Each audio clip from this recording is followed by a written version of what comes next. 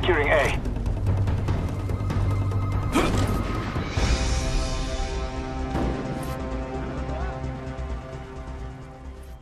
Hey guys, Excel here. Welcome to a new commentary. So I wanted to do a video like this for a while, kind of like a review over some new stuff coming out this year. And recently the Xbox One was announced back in May, and I wanted to do a review on it. And a lot of video makers that I know have stopped making reviews and like discussions about the Xbox One, but I decided to kind of like keep up to date with it and stuff. So I decided to do a video guys for today, discussing what I like about it, what I don't like about it, and giving you guys some background information about it. Now on May 21st, 2013, the Xbox One was announced at E3 press conference, and I want to discuss it for you guys. Now, if you've never seen a picture or a video of the Xbox One, I'll have that somewhere in the corner of the screen, wherever it's going to be. Now, overall, the hardware for the Xbox One, all of it is going to be way better than the first Xbox and the Xbox 360 overall. And a lot of people have been criticizing it. In my opinion, I think that video game consoles are a long way from PC, and I think that maybe someday it will catch up to where PC is at right now. So, now onto the Xbox One controller. The Xbox One controller maintains the overall layout found in the Xbox 360 design, but the directional D-pad has been changed to a four-way design. The battery compartment is slimmer. Menu and view buttons have replaced the start and back buttons. Now, for software and services available for the Xbox One, there's media interconnectivity. Now, similar to Windows 8, the Xbox One will be able to snap applications such as music, video, Skype, and Internet Explorer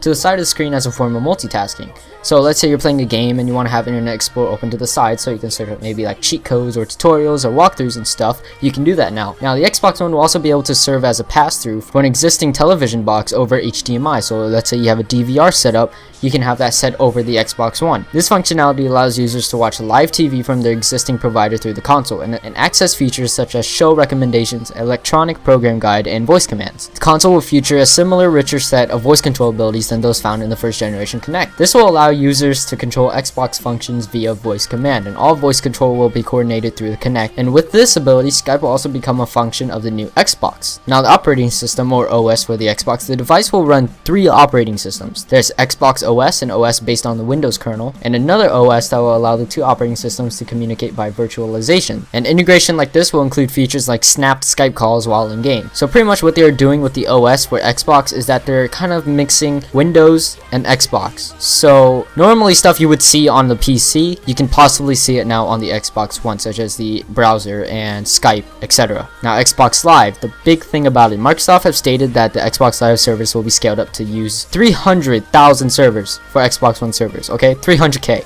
That's a lot. And cloud storage will be available and offered to save music, films, and games and saved content. Now, there's already cloud storage for the Xbox, but it's not as advanced as it would be for the Xbox One, so hopefully we'll see some improvements on that. And last but not least, there's also recording and streaming for the Xbox One. Xbox Live Gold subscribers will be able to use the Upload Studio app to edit and share clips from gameplay footage that is automatically recorded by the console. Integration with the live streaming platform Twitch will also be provided, as well as being able to use voice commands to immediately begin streaming footage of their current game directly to the service. And they can also use the Kinect microphone for commentary and voiceovers. Now, as for what I think of it, now, despite the criticism it has received so far, I think it's going to be fairly successful. And personally, when the Xbox One was first announced, there were a lot of flaws with it. The first flaw being that there were some restrictions on the Xbox One. Some of the restrictions included that the Xbox One was going to work in 21 countries, but a few weeks back they decided to withdraw that and say that the Xbox One is now not going to work in 21 countries, but more, and I can't really specify an exact amount, so there you go. And another restriction was that the Xbox One wasn't going to work offline. A few weeks back though, again, they withdrew that and said that the Xbox One was now going to work offline and online. Another thing was that the Xbox One was going to have a 24-hour online daily checkup. I think this was their way for checking for hackers on the Xbox One, and I didn't really approve of this since it kind of invaded privacy, but then again, it's Microsoft and they're a big company and stuff, and they do what they think would benefit the Xbox One the most. Fortunately, now there's not going to be a 24-hour daily online checkup. Now, as if I like it or not, like completely just straight to the point, I'm going to say I do. The reason I do is because this time, instead of focusing on video game console, they decided to go to an all-in-one entertainment console system, which a lot of people will approve of because it aims at a bigger audience, and I think that'll definitely pull in and draw in more attention to the Xbox One. Now, as for what I dislike about it is that there's no backwards compatibility. What they said about the Xbox One was that there wasn't going to be any backwards compatibility with the Xbox 360 games now, so you can't play Xbox 360 games on the Xbox One, which sucks because, especially with the fact that since the Xbox One is coming out so so soon in November, and there are also games coming out before those newer games you won't be able to play on the Xbox One unless they decide to be able to make it compatible with the Xbox One already. So there's forwards compatibility, but there isn't backwards compatibility, which is the only thing I probably disagree with. Other than that though, I think it's going to be a great console, and hopefully we'll be able to see a lot more of it in the future, and maybe on the channel I'll display some gameplay of the Xbox One, showing games and stuff that are coming out for it in the near future, such as, you know, Call of Duty Ghosts, Assassin's Creed Black Flag, Battlefield 4, etc.,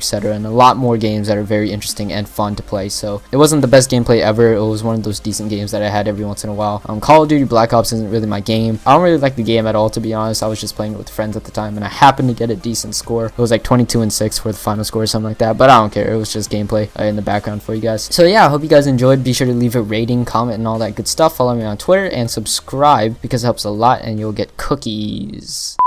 We got the bomb. There we go, there we go.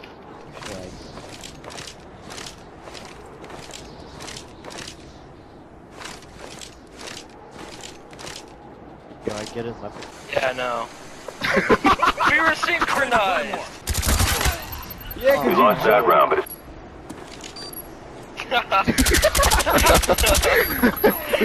Dude, let us swim in peace, come on. Whee!